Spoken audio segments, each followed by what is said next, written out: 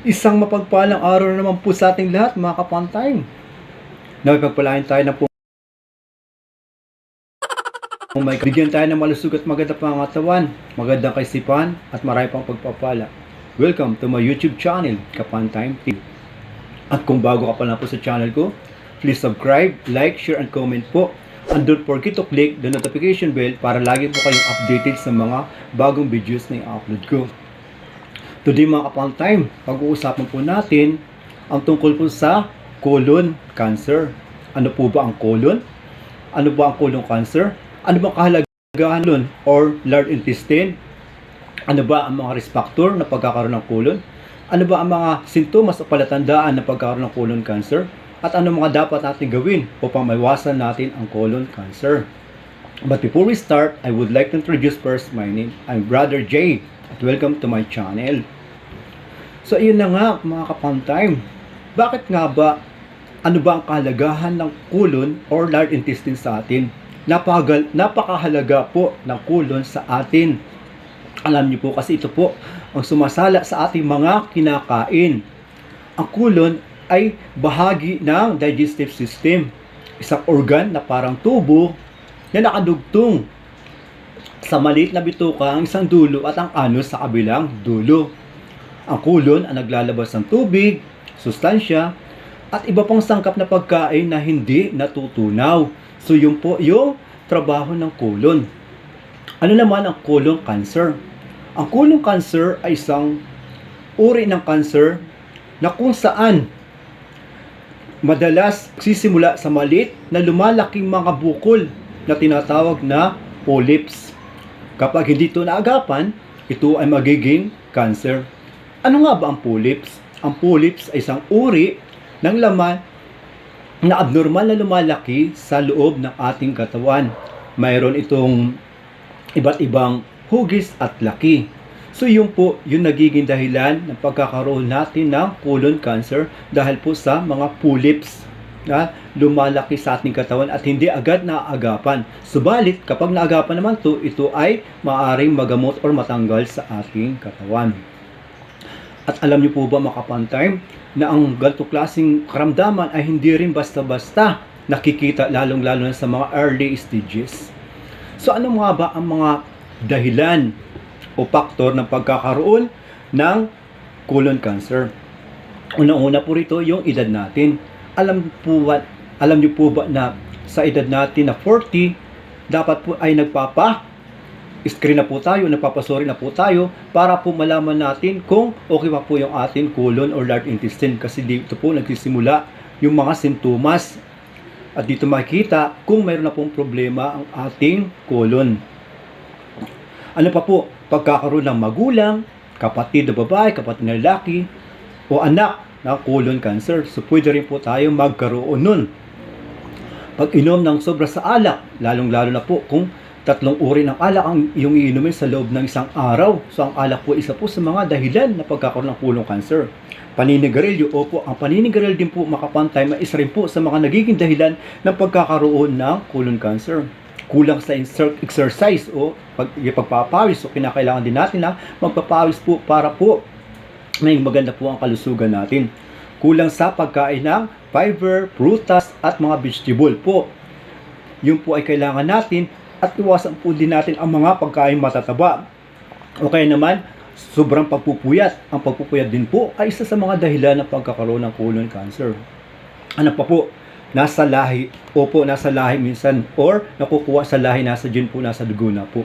So iyon po ilan lang sa mga dahilan na pagkakaroon ng colon cancer. Ano-ano naman ang mga palatandaan na mayroon tayong colon cancer? Unang-una po rito, yung pagkakaroon natin ng irregular na pagdumi or madalas na pagbabago ng ating pagdumi. May mga time na tayo ay parang may diarrhea, dumudumi tayo na ilang beses sa araw, at may mga pagkakataon naman na para tayo hindi nadudumi or nagtitibi tayo. Or diba, nasa CR tayo, inaabot tayo na lang oras para tayo natatay pero hindi. So iyon po ay sa mga palatandaan na mayroon na pong problema ang ating colon cancer. Pangalawa po, pag dumumi tayo na may kasamang dugo, opo, kung napansin natin na may dugo po ang ating dumi, maaari po na mayroon na pong problema ang ating colon. Ano pa po? pananakit ng ating sikmura. Opo, minsan nanakit ang sikmura at minsan nagkakaramdam tayo ng kirot or para itong namamaga. So isa rin po yan sa mga palatandaan na mayroon na pong problema ang ating kulon. Ano pa po? Bigla natin panghihina o madalas na pagkapagod. O po kung nakaranas tayo ng biglang pagkapagod o panghihina, isa rin po yan sa palatandaan. Ganun din po yung biglang pagbaba ng ating timbang na hindi natin namamalayan. Alam niyo po mga kapantay, pag nakaranas po tayo niyan, dapat po tayo magpakonsulta kasi marami po ang dahilan ng sakit na yan po ang nagiging palatandaan, yung pagbaba ng timbang, biglang panghihina, kawalang gana. Marami pong klase ng uri ng sakit na yan po ang nagiging sintomas or palatandaan. So ano naman po ang dapat natin gawin upang maiwasan po natin yung ganyan colon cancer o sakit sa colon? Una po, iwasan natin ang kumain ng mga frozen food. Alam niyo po ba ang frozen food ay isa sa mga dahilan ng pagkakaroon ng colon cancer o yung mga tinatawag na dairy product, isa yung sa mga nagiging dahilan din. Kaya dapat nating iwasan yan. Isa yung sa makakatulong sa atin para maiwasan natin pagkakaroon ng colon cancer. Ano pa po? Dapat mag-exercise po tayo o po kumain tayo ng mga prutas, mga gulay na maaaring makatulong po sa atin para po maging maganda po yung ating large intestine at maging maganda yung pagdali po ng dumi sa ating katawan. Ano pa po yung mga dapat nating gawin? Kumain tayo ng mga hindi masyadong matataba. Isa rin po sa mga katulong sa atin ang hindi pagkain ng mga hindi masyadong matataba pagkain kasi nagiging dahilan po yun ang pagkakaroon ng colon cancer. Iwasan din po natin ang paninigarilyo. Ganun din po ang sobrang pag-inom ng alak kasi po isa po yun sa mga nagiging dahilan ng pagkakaroon ng colon cancer.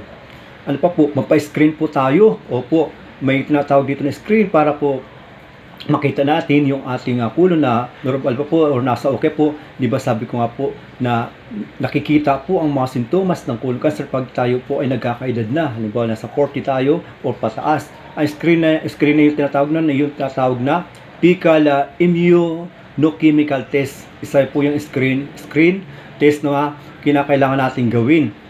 Ang isa pa po yung tinatawag na colonoscopy.